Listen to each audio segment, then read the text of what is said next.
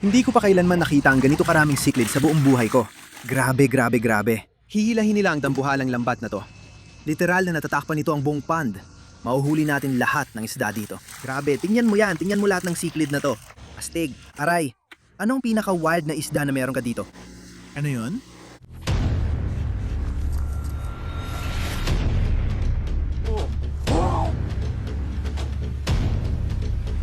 May nakuha tayo. Handa ka na? Tingnan mo yan. Nakuha ko na. Nakuha ko na. Kamusta, Bass Fishing Nation? Welcome back sa isa na namang astig na video, mga tol. Ngayon, nandito ulit tayo sa Samiland Fish Farm at maghuhuli tayo ng mga isda gamit ang lambat dito sa Birding Pond para dalhin pa uwi sa bahay ko. Ngayon, kung titingnan niyo dito, libo-libo ang African cichlids, mga tol. Isa yan sa mga paborito kong isda, alam niyo na yan. Ginawa na natin ang video na to dati, pero karamihan sa mga cichlids na dinala natin noon ay yung blue umbunas. Ngayon naman, mga tol, ang target natin ay yung mas mamahaling cichlids. Kung titingnan niyo dito, grabe pare, ang dami at ang gaganda ng klase, mga tol. At kung paano natin hulihin ang mga isdang to ay gamit ang seine net. Baka pababain pa natin ang tubig sa pan para mas madali. Pwede rin nating i-drain. Pero kahit ano pa man, mga tol, marami tayong iuwi na isda dito. Kasama natin si Josh. Siya ang namamahala dito at siya ang magbibigay sa atin ng mga astig na cichlids, mga tol. Sobrang excited ako. Kailangan ko pumasok doon at tanggalin lahat ng mga tubo. So, ayun. Ayaw mo bang sumama sa akin doon? Hindi ako papasok. Binigyan ka namin ng swimsuit, parang bikini. Hindi, papasok ako. Pero sige na guys, sobrang excited ako. Gustong gusto ko ang mga African cichlids. Baka ilagay pa nga natin sila sa bagong predator pond at magpalaki ng maliit na breeding colony doon.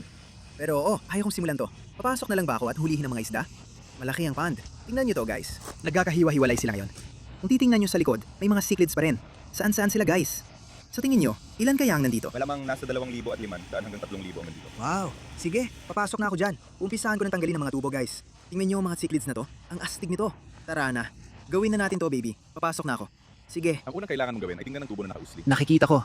Malalim, Josh. Seryoso ka ba? Iyan ang overflow. Malalim pala. Nakala ko ganito lang, kalalim. Pare, Hugutin mo yan at ipasok mo yan. pinakabagong empleyado dito sa Summerland Fish Farm. Kung gusto mo akong makita, bisitahin mo. Dapat ba talagang hilahin palabas yan? Grabe. Tingnan mo, maluwag ang floodgates. At ngayon, inilagay ko na to. Nakuha ko na. Alam mo, may lambat ka ba? May mga tubo dito. Alam mo ba yung paraan ng pipe trap? Ano? Hindi siya subscriber. Bigyan mo lang ako ng lambat. May ituturo akong bago sa'yo. Hindi, alam ko. May tubo sa loob ng tubo. Hindi yun ang sinasabi ko. May itinuro ka lang sa akin. May ituturo rin ako sa inyo, mga pare. Tinuturuan namin si Josh kung paano mag-alaga ng isda dito. Para saan mo tingin yung mga tubo doon? Para ba mahila ko na lang sila at nandoon na lahat ng isda sa loob ng mga tubo? Hintayin mo lang. Hindi naman niya alam mong paraan eh. Malaking patibong nagawa sa tubo yan. Kita mo ba? Oo, napakalaki niyan. Napakalaking patibong nagawa sa tubo yan, pare. Tignan mo yon. Mas malaki pa to. Oo, tingnan mo to.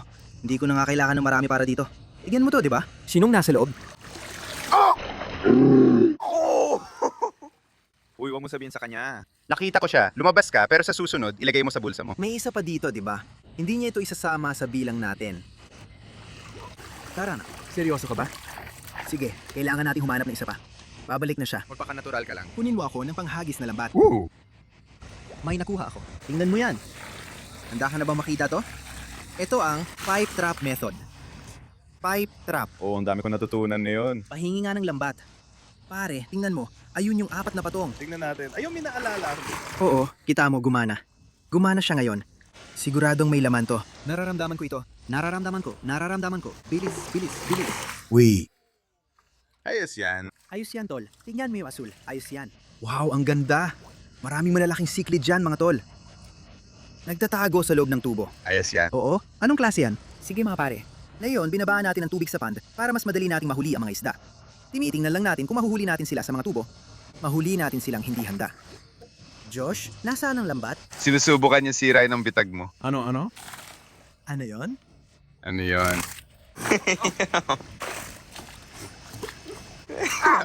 Pare, Diyos ko. Ano yon? Tingnan mo lahat ng mga cichlids dito. Ang dami kong nakuha. Grabe! Wow! Tingnan mo yan, ang ganda! Ang daming kulay pare. Sobrang dami ng cichlid dito. Kung gusto nyo makita, pumunta kayo sa Summerland at mararanasan nyo rin ang cichlid heaven. Ang astig talaga nito. Wow! Hindi mo talaga alam kung ano ang makukuha mo dito. Sige, pwede ko bang makuha yan? Pwede mong kunin yan. Oo? Oo, ang ganda niyan. Atake ng ahas. Ako yun, inaatake ko siya ng ahas. Tingnan mo yan. Diyos ko. Grabe yan. Tingnan mo silang lahat. Ang ganda niyan. Salamat Josh. Ang astig nito. Tingnan mo. Inihahanda niya ulit ang parehong lambat mga pare. Hindi pa ako nakagamit ng ganito. Sige mga pare, para sa mga hindi pa nakakaalam. Itong taong to. Ayos. Nadudulas ako. Nag-slide ako. Nag-split ako, pare. Sabi ko na sa'yo, madudulas ka. Alam ko na, mangyayari yon. Para sa mga hindi nakakaalam, yan si Mr. Phil Miracini dyan. Malamang isa siya sa mga huling alamat sa hobby dito. Kasama niya ang mga to. Alam mo yon. Oo naman. Meron pa ako mas maraming siklid. Phil, gano'n ka nakatagal ginagawa ito? Nagsimula ang tatay ko noong 19 na daan at 50. 4 at kalahating taong gulang ako noon. Wow! Salamat at pinayagan mo ako maglaro sa lawa ngayon. Sige mga kasama, sisimulan na natin ang pag-seine. Hihilahin nila ang napakalaking lambat na ito. Talagang sasakupin itong buong lawa. Mahuhuli natin lahat ng isda dito. At mukhang ako ang nasa gitna. Handa na akong makahuli ng isda. Ikaw ang nagdedepensa. Natutuwa siya. Sobrang excited ako mga pare na makita ko ano makukuha natin dito. Grabe, ang daming chiclets pare. Talagang interesado akong makita kung anong itsura ng buong lambat. May puti. May kung ano doon. Malaking bitag ng tubo yan. Wow! Iyan a half nut. Oo, may isa pa akong bitag ng tubo. Rob, tignan mo to. Tubo. Bitag. Uy.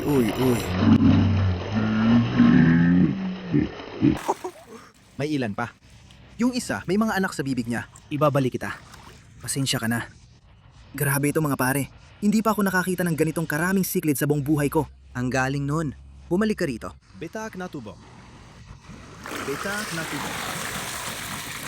Tingnan mo silang lahat. Magiging grabe ito. Ang dami ng mga siklid sa buong pond na ito. Sa maliit na bahaging ito, lang sila nagtipon. Siksikan sa ilalim. Siksikan din sa ibabaw. Tara, subukan natin. Grabe. Hindi ko na alam kung saan pupunta. Hindi ko na alam ang nangyayari. Pare, grabe. Tingnan mo ang dami ng mga siklid. Tingnan mo ang mga siklid, pare. Tingnan mo ito. Grabe, tingnan mo yan. Sadali lang, kukunin ko lang ang bitag na tubo. Sobrang lupit niyan. Para ako nasa paraiso ng mga siklid na yon. Tingnan mo ang mga kulay ng mga to. Tingnan mo lahat ng mga siklid na to. Tingnan mo, dito oh. Pare, grabe. Tingnan mo yung laki nito. Ang laki niyan. Para akong bata sa tindahan ng candy. Hindi ko na alam ang gagawin ko. Tingnan mo yan, Rob. Ang ganda niyan. Ang ganda nitong isa dito. Wow, ang ganda talaga niyan. Sige mga pare. Ngayon, namimili kami at pinipili namin yung pinakamagaganda. Gustong gusto ko itong isa.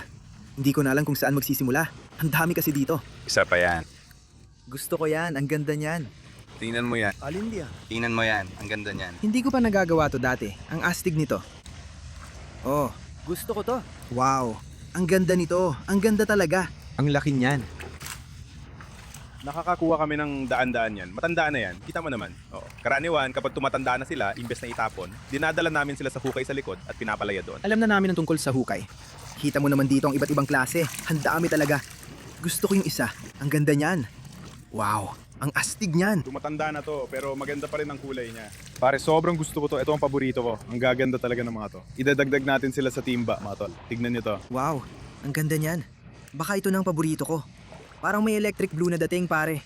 Kung saan pond man nating ilagay ang mga to, siguradong mabubuhay yon, pare. Ang ganda. Sobrang ganda. Uy. Tingnan mo yan. Gusto ko yung mga asul. Asul ang paborito kong kulay, halata naman. Wow. Diyos ko, Josh. Ang ganda niyan. Josh, hindi mo naman kailangan gawin yon. Bobby, may maganda talaga dito. Paparating na ako. Nakatutok na ang daliri ko sa kanya. Makikita ko siya. Itong isa rito. Wow, ang ganda talaga. Para sa mga hindi nakakaalam kung paano ito gumagana, may mga itlog siya.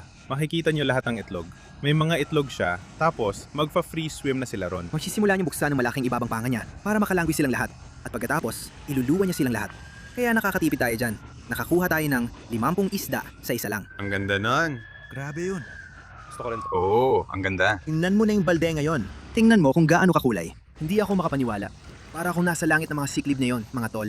Ang makulay nito. Wow, Diyos ko. Ang laki niyan. Ang astig. Uy, maliit na orange. Magdagdag tayo ng iba-ibang klase. So mga tol, ito ay isang cichlid pond lang. Kung titingnan ninyo, may mga pond para sa lahat ng klase dito. At baka pakainin natin si Big Boy mamaya. Ano to? Uy, gusto ko yan. Yung teal. Ang ganda. Oo mga tol, kung gusto nyo makita ang buong tour ng lugar na to, mag-comment lang kayo sa baba. Sobrang lupit dito. Ang daming isda rito. Ngayon, magpapatuloy tayo at hahanapin ang pinakamaganda sa lambat na to para may uwi. May mga anak siya. Iluluwa niya ang mga anak niya. Tingnan niyo yung mga anak na lumalabas. Tingnan niyo to mga tol. Nagugustuhan ko na itong mga to. Marami na tayong ganito. Magpapatuloy pa tayo, kukuha pa tayo ng iba-ibang klase. Sige mga tol, natapos na natin ang buong lambat. Nakapili na tayo ng mahigit 50 siklid na iuuwi.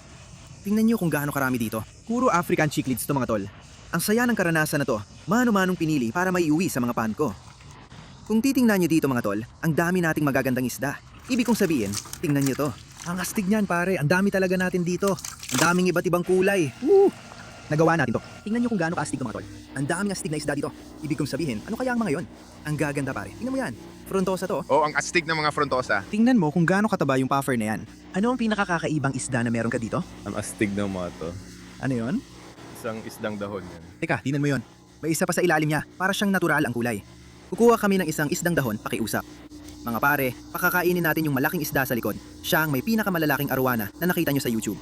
At baka matanggal ang mga daliri natin. Josh, saan mo ako dadalhin? Dinadala niya ako sa pond sa likod. Hindi, itatapon niya ako sa mga arwana.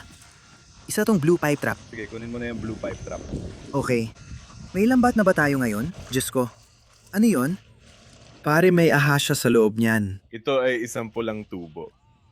Ito ay isang breeding pair. Nakita mo ang mga anak sa loob. Wow! Ang ganda pare. Ang astig nun. Wow! Gandang isda, di ba? Oo, ang ganda talaga. Grabe, wow. Malaki ang isda na yan. Gusto ko ng isa niyan. Diyos ko. Wow. Mga pare, ang lalaki ng mga ito. Tingnan nyo, tinititigan niya ako. Sigurado ako hindi mo gagawin. Dalawa sila. Tatlo sila. Alis na siya. Dahan-dahan, dahan-dahan, dahan-dahan. Ayos. Tingnan mo ang pulang buntot. Uy, pare. Yan ang dapat mong pag-ingatan. Ito ba? Sige, kumuha ka ng pagkain. Aray! Nako, anong ginagawa mo, Rob? Aray! Uy, hinahabol nilang mga paa ko. Hindi, si Rob ang may pagkain sa paa. Yan, gets. Grabe, pute. Dugo ang paa niya, Diyos ko. Natatakot siya sa'yo. Yes, gusto ko kaya magkakapoy. Wow! Kamay. Ayos yan. Mag-ingat kayo mga bata. Ang bait mo naman, Josh. Diyos ko, naghaharapan na. Sino kaya ang makakakuha? Aray! Uy, hindi yun maganda. Sige, magtatapunan tayo ng ilan. Tingnan natin kung anong lalabas mga pare. Grabe itong pond na to. Ang daming isda dito. Tingnan natin. Diyos ko, pasensya na. Hindi ko alam na nandito kayo. Tingnan nyo, may mas malalaking isda pa. Dapat mo siyang haplusin. Naibigay ko na lahat ng pagkain ng isda. Oh, Anong pinapakain mo sa isang to, Josh? Palagi kong sinasabi sa lahat ng tao ang parehong bagay. Huwag ninyong ilulubog ang mga kamay ninyo sa pond. At palagi silang nagtatanong, bakit? Yan ang pinakapanalong nakita ko. Jesus Cristo pare. Grabe. Oo, punong-puno yan. Tama mga pare. Marami sa inyo ay naghintay para sa mga cichlid. Pero baka may ilan din sa inyo na kasing excited ko para sa leaf fish na to. Hindi ko pa nga alam kung ano to, pero kukunin ko sila. Tignan nyo yan. Literal na dahon yan. Grabe. Mga pare, meron na tayong leaf fish. Ang astig nun. Eto na ang mga cichlid natin mga pare. Pauwi na tayo at ilalagay natin sila sa pond. Sige mga pare, nandito na tayo ulit sa bahay ko ngayon. Nandito tayo sa koi pond at dala natin lahat ng kahon ng mga isda na kinuha natin mga pare. Sa tingin ko, ilalagay natin ang karamihan sa mga cichlid na to sa koi pond sa harap. Kasi alam nyo, parang may kulang. At ano yon? Mga maliliit at makukulay na isda para mapuno ang pond mga pare. May mga astig na isda na tayo dito, pero kailangan pa natin ng mas marami at kailangan natin ng maliliit, makukulay na isda. At ang goal ko sana ay magsimula silang magparami dito at makagawa ng pagkain para sa mga baby redtail, baby shovelnose at lahat ng maliliit na predatoryong isda dito. Kaya mga pare, bubuksan na natin ang mga bag na to at sisimula nang ilagay sila sa pond. Sige, bubuksan na natin ang unang bag dito. Hindi masyadong marami ang laman nito, pero ilalagay muna natin sila sa maliit na tangke para makita natin sila ng mabuti. Wow, pare, ang gaganda ng ilan sa mga yan. Pare, punong-puno ito ng magagandang cichlid. Diyos ko. Tignan mo yan, Rob. Oo, ang gaganda talaga. Ikatlo at huling bag. Bubuksan natin ito dito at ilalagay sa tangke. Tapos ihahagis natin sila sa pond, mga pare. Tingnan nyo ang electric blues. Grabe. Ang astig niyan, mga pare. Tingnan nyo lahat ng cichlids na ilalagay natin sa harap ng koi pond, mga pare. Sige, umpisahan na nating hulihin sila gamit ang lambat, mga pare. Grabe, ang gaganda nila. Tandaan nyo mga pare, medyo maputla ang kulay nila ngayon kasi stressed sila. Pero tingnan niyo ito, sobrang lupit nun. Sige, ilagay na natin ang unang batch sa pond. Ang ganda nila, siguradong tignan. Sige, kunin na natin yung natitira. Tara na mga pare. Grabe pare, ang astig nun. Sana magparami yung mga to mga pare. Ang astig talaga pare. Ang daming kulay ng pond na to. Sige, eto na yung huli. Tignan niyo mga pare. May dilaw, may orange, may asul. Kita niyo yung mga orange na baby sa baba? Yun yung mga pinapadami na natin. Sana mangyari din yun sa mga to. Ang lupit nun. Pero ngayon mga pare, meron pa tayo nito. Nakalimutan ko pa to. Yung leaf fish. Tignan niyo siya. Para talaga siyang dahon. Hindi ko pa alam kung saan natin ilalagay itong isda na to. Pero malalaman din natin at gagawin natin. Sige mga pare, nandito na tayo sa tiki hot tank. At dito natin ilalagay yung leaf fish. Ang astig ng itsura nito. Ngayon lang ako nakakita ng ganito. Tignan niyo yan. 3, 2, Isa. Ang kakaiba talaga ng itsura niyan. Gustong gusto ko yan. Ang astig nun. Sige mga tol, ang saya nung pumunta tayo sa Summerland at nahuli lahat ng cichlids sa palaisdaan. Ang astig nun. Hindi ko pa yun nakita dati mga tol. Ang astig nilang lambatan ng palaisdaan na yon. Kung gusto niyo makakita pa ng iba, tingnan niya sa baba, mag-like at mag-subscribe sa ibaba. Kita-kits tayo sa susunod. Paalam!